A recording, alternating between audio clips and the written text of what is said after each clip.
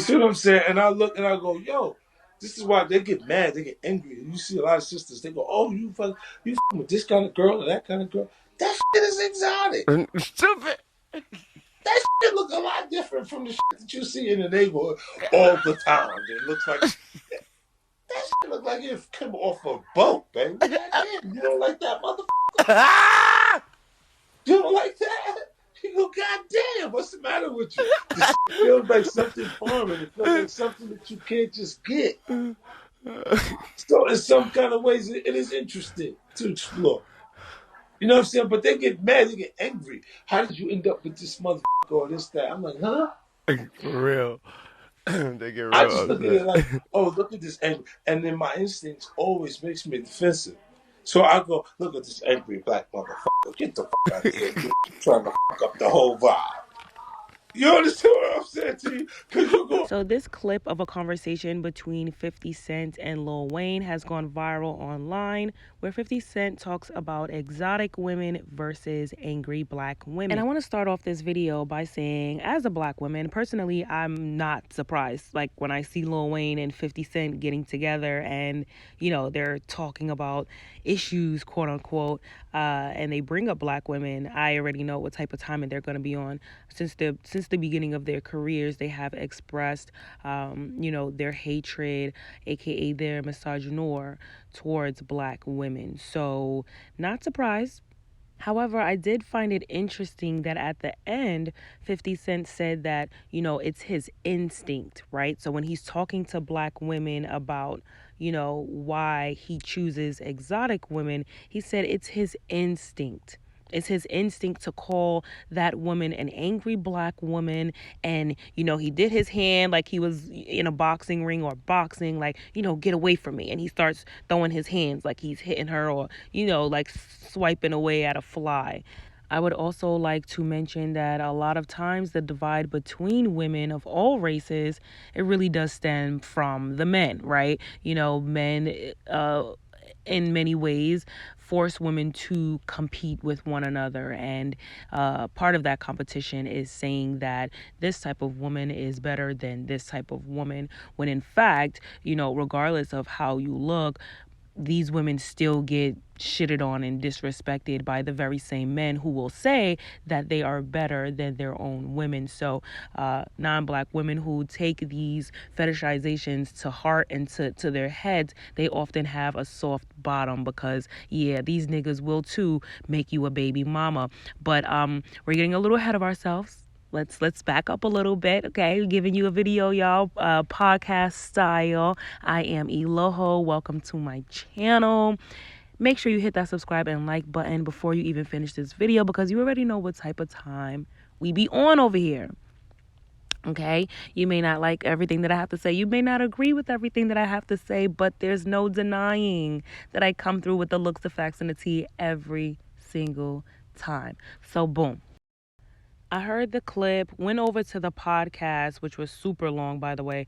And ironically, he had Whoopi Goldberg on the podcast as well as Naomi Campbell, right? So two dark-skinned women, two dark-skinned black women on the podcast. And then he has 50 Cent on. And 50 Cent, they talked about a lot of things, actually. They talked about Black Lives Matter, police brutality, which is really interesting to me, how black men can always see how white supremacy and police brutality affects them, but they don't see how white supremacy and police brutality affects black women. They also don't see how they play a part in it. So I think it's just really ironic to me when black men who are misogynistic speak about Black Lives Matter issues. And I think that's where, as a culture, we are, just as far as like seeing people whose actions don't necessarily match up with their words during this time. I wanted to dissect some of the things that 50 Cent was sharing with Lil Wayne. And he started to talk about PTSD. And he said that, he never knew his father. His father was never in his life. And this is very important. But his father was never in his life. And Lil Wayne said the same thing. Yeah, I never knew my dad. So we're missing that father role. And unfortunately, because the fathers aren't there, all of the blame then falls on, your mother, because she is there and I can see her and I can criticize her and I can see what she's doing right and love her for that, but I could also see what she's doing wrong. Versus a person who's a ghost, right? I can't see you. You're not here. You don't do things right by me because you're not here. But I also don't physically see the things that you're doing wrong, right? So the things that you are doing wrong, which is being absent, those effects are more psychological. And we tend to focus on the physical effects versus psychological effects. Hold on to that. It'll make sense in a minute. So 50 began to tell Lil Wayne how he had PTSD growing up because his mother was killed, and that his mother was his foundation, right? He loved his mother. She was his foundation. She was his everything. She was all that he knew. And when she died, he blamed his mother. He was upset at his mother because he wanted his mother, right? As any child would. He wanted his mother, but because she wasn't there, he was upset at his mother. And he said it would be times where, he would want to go to the park, but it was raining, and he would blame his mother. It's raining because my mother is not here. Like, that's literally what he said in the podcast. So that hatred, okay, we can't make light of that. We cannot make light of the hatred that a young black boy has towards the womb in which he came from, right? So when I say things on this channel and I'm like, you hate black women because you hate your mothers, like, I'm not just saying this shit, okay? Eventually the truth will come out and you will start hearing people telling their stories and you will be able to understand, okay, it is hate. It is. Whether you want to acknowledge it as such, whether you want to give it a different name, the core of it is hatred. And as a young kid, as a young boy, obviously not knowing how to navigate those emotions, not understanding how to mourn. He spoke about mourning as well, but not understanding how to mourn, not understanding how to place his anger, right? Place his emotions. But it took him, years to realize that, okay, it's raining because it's raining. It's not raining because my mother left me. And so when these broken people become parents, we see the cycle continue, right? And it's really unfortunate. The relationship that 50 Cent has with his firstborn son, very estranged. We see it play out on social media time and time again. 50 Cent's firstborn son, who is 22 now, has been very vocal about his relationship with his father, or the lack thereof.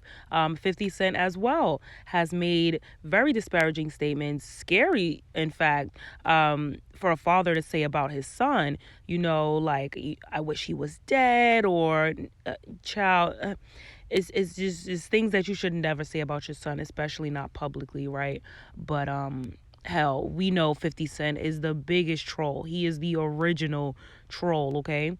But I can't help but see young 50 Cent in his son.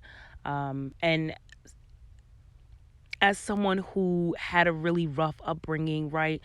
You never had your father around. You lost your mother, raised by the streets.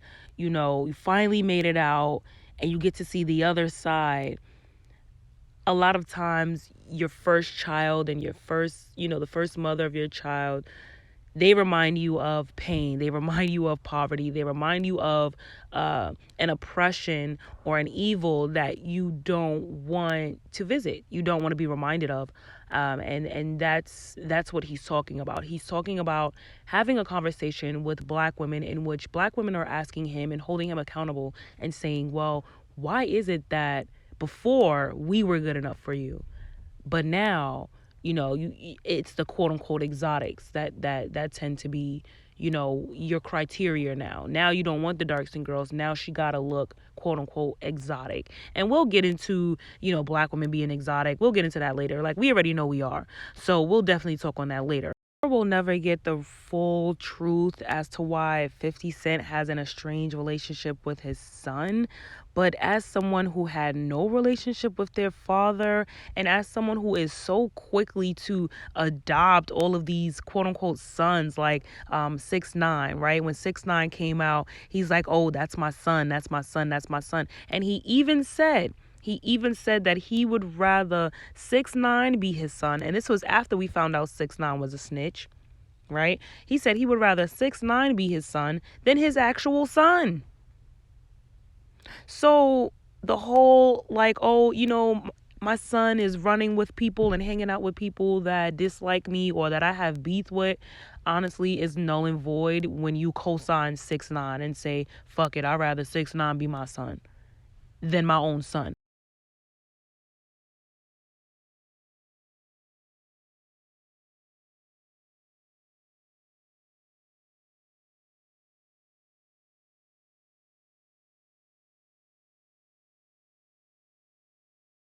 And I watched a few interviews he did where they asked him about his relationship with his son.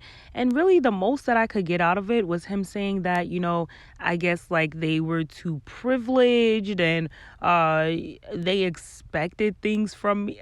It was ridiculous, y'all. I'm not even going to hold you. I wasn't able to really dissect. But he basically would say things like, oh, if a pair of retro Jordans came out, they would expect me to get him a pair of Jordans. Like he literally said that. They would expect him to get, that retro pair of Jordans. And when he got the pair of Jordans for his son, his son then wanted every color of retro Jordans. And to that I say, well, yes, Jordans are a symbol of success or wealth or whatever in the black community. That's a fact. And I'm sure 50 Cent, you have a million pair of retro Jordans. So why can't your son, who at the time I'm sure was a kid, why can't he ask for retro Jordans from his dad, who's supposed to be this famous rapper, right? Got all this money, all these cars, all these houses, all these hoes, but I can't get a couple colors of retros. Like, yeah, I would ask for some colors too. The fuck? And I don't think it's a coincidence that every other picture is 50 Cent with his second son, right? Like, of course, it's a part of him trolling his first son and saying, I only have one son. But I also don't think it's a coincidence.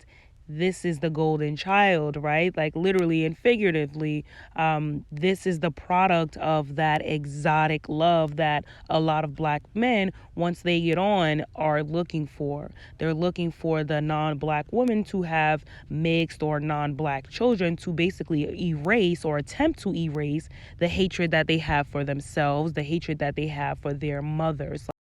And honestly, we know, right? We know this. A lot of us are learning this. I have a lot of younger listeners. So sometimes I do have to reiterate these things, but we know this, right? We see this, we know this. And black women have come to the point where we've said, that's fine. Right? We're not going to argue with you. We're not going to explain things to you. You are a grown-ass man and this is the decision that you choose to make. That is fine with us. Go ahead. Date your quote unquote exotics. Love your exotics. Put them in the videos as you're talking about, wanting your dick sucked. Then you're just going to leave her the next day. You just want your dick sucked. Go ahead. We don't want to be in that. We don't want to be a part of that. You go ahead and do that. You go ahead and uplift other men's women. You do that. That's fine.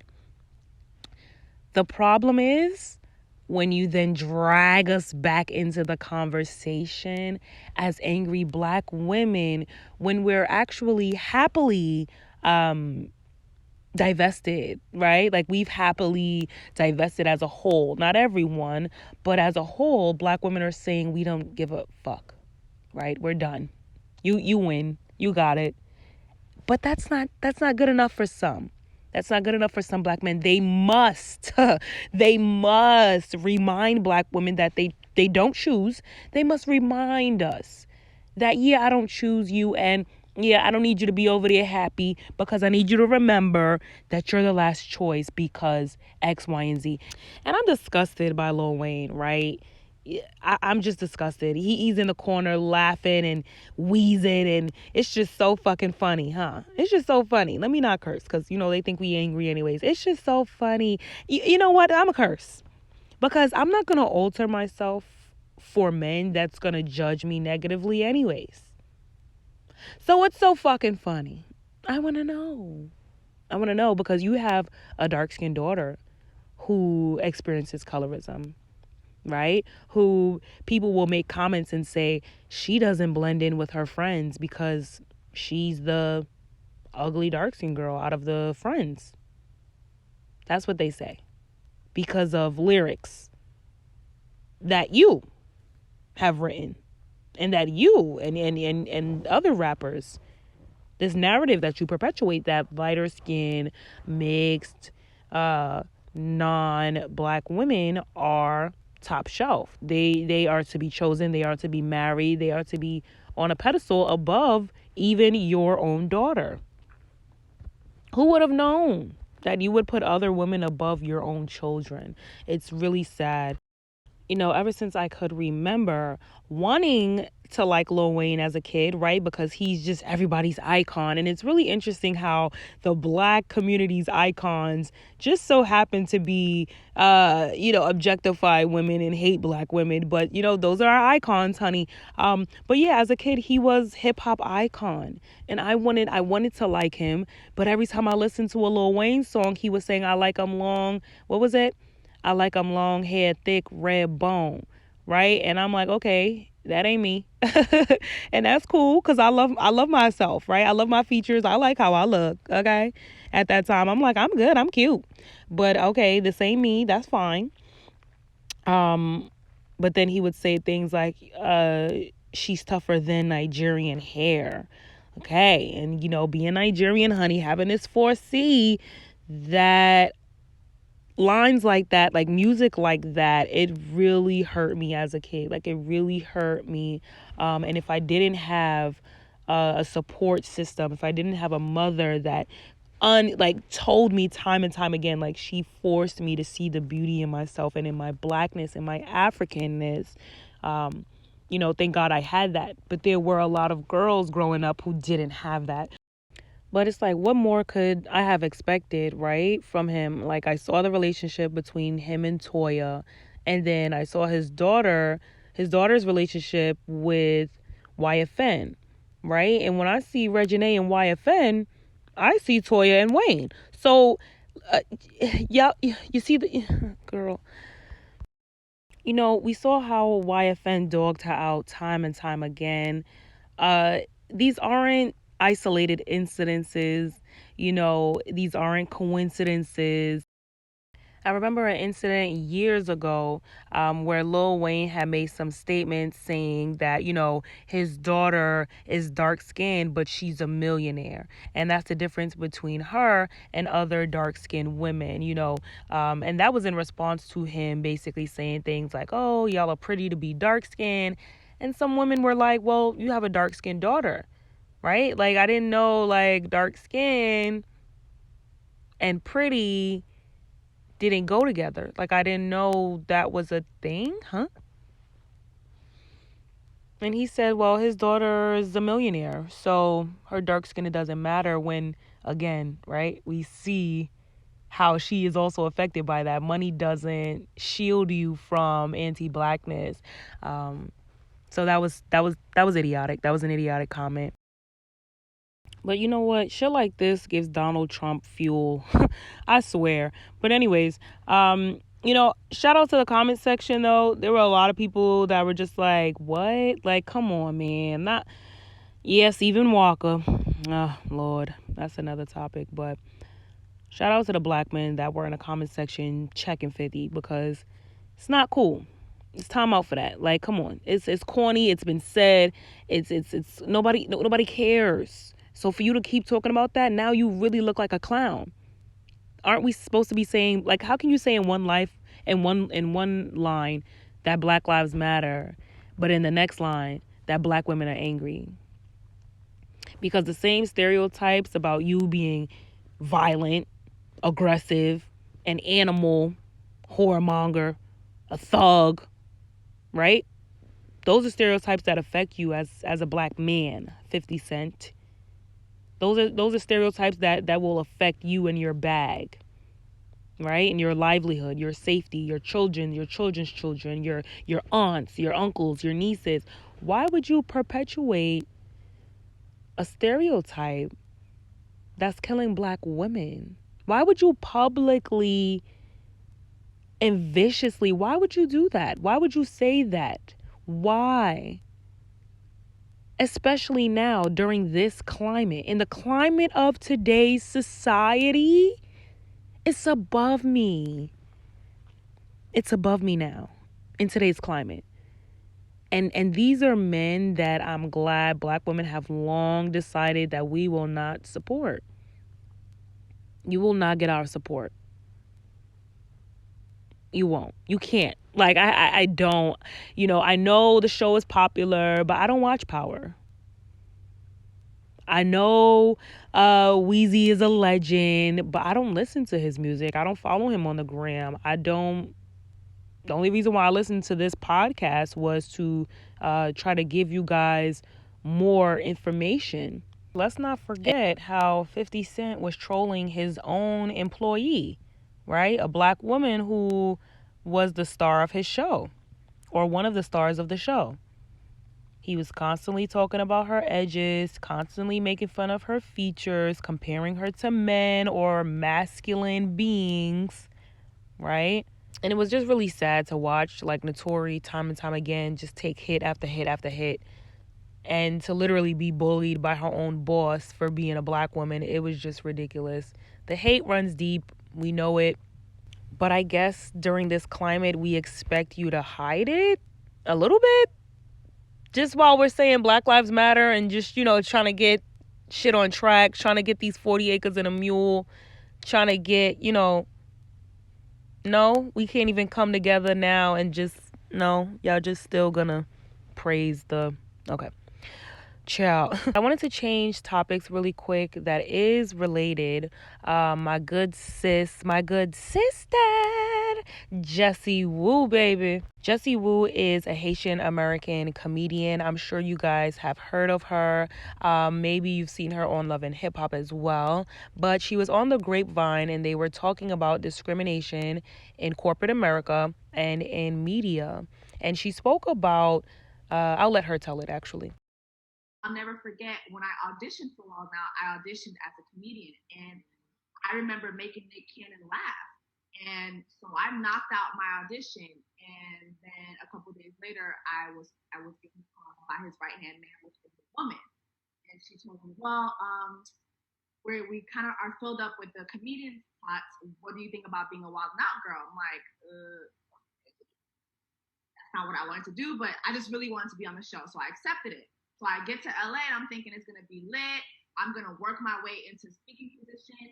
And I'll never forget the day I finally got a speaking role and I was told that they were not going to give it to me. They were going to give it to Tori Briggs. And I was like, why? She's not even funny. But I was told, well, you're not exotic. You know what I mean? And so me as a dark-skinned girl, as a dark-skinned Caribbean girl from Haiti, being told that I wasn't exotic, you know what I mean? Like, it was just like, okay, I'm dark. Just say it. And it was crazy because it was a dark-skinned woman telling me this. Wow. Telling me this. And at the same time, I would watch how she treated the exotic girls, how they were able to come to her house every day after the show. They were able to go hang out with her and able to go hang out with Nick. And I was just not invited.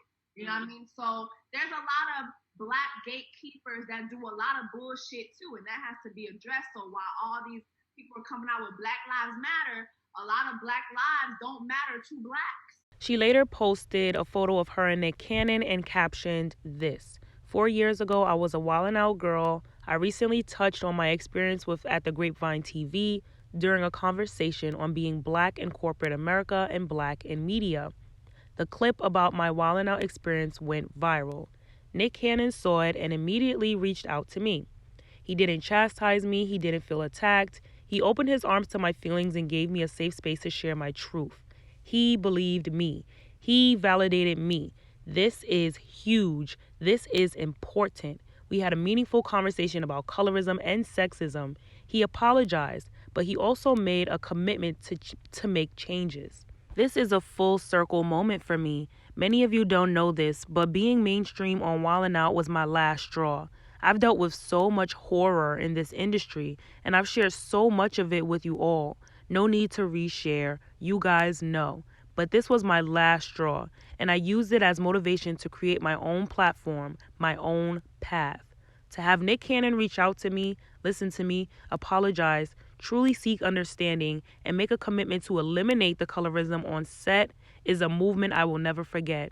I want to commend Nick Cannon for not chastising me for speaking on my experience like many people in the industry do, but for listening and doing the work. I look forward to seeing how God uses you to be the change we need to see, Nick. I'm glad that Jessie Woo mentioned the gatekeepers, right? The black gatekeepers, and how sometimes the black gatekeepers are women, right? And a lot of times we don't talk about how women operate in misogyny. And we spoke about in my last video transphobia, and how non-trans women can or cannot experience transphobia. And someone actually mentioned to me that I'm sorry, what is her name? Madison. Someone mentioned to me that T.S. Madison has actually been transphobic towards non-trans women, so it's not just a black man thing, even though they are the number one. Come on now, we gotta call a spade a spade. They are the number one perpetuators, but they are not the only. Okay, trans women perpetuated, cisgender women perpetuated. There are so many gatekeepers, and it all stems out of the hate of black women. Yes, even black women can hate themselves and operate under misogyny. Yes, trans women can hate cis women and operate under misogyny. It's not just a one way. And I think a lot of times we look at the numbers and see who perpetuates it the most. And honestly, for me, it's not even about who perpetuates it the most for me. For me, it's a little bit deeper than that.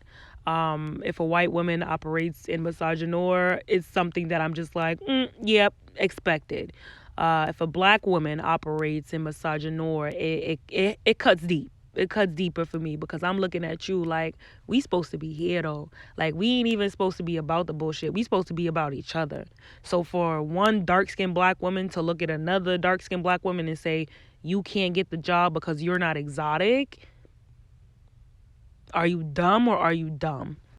But I want to end this podcast style video on a positive note. Shout out to the black men that are out here loving their black women and their black children. Shout out to the black men that are saying, listen, we're not going to let these rappers and these deadbeats, speak for us. I've been seeing a lot of energy on Twitter and Instagram from black men that are just fed up, all right? They're tired of saying not all, so now they're showing it, okay? So they are showing us that it's not all. So shout out to you guys that genuinely, are the leaders and protectors of your women and children. That is your place. I'm just saying. I'm actually really glad conversations like this are being had publicly. I'm glad that black men are finally admitting it, because before we were just delusional, we're haters, we're liars. Now they're saying it. They're saying, yes, I hated my mother. They're saying, yes, I hate dark skin. Yes, I hate myself. Yes, I hate my children. Like, they're saying it now. So these conversations are being had. Hopefully the therapy is being had. Black women are making decisions for ourselves. Black women are dating out, which I think is great. Love the people that love you.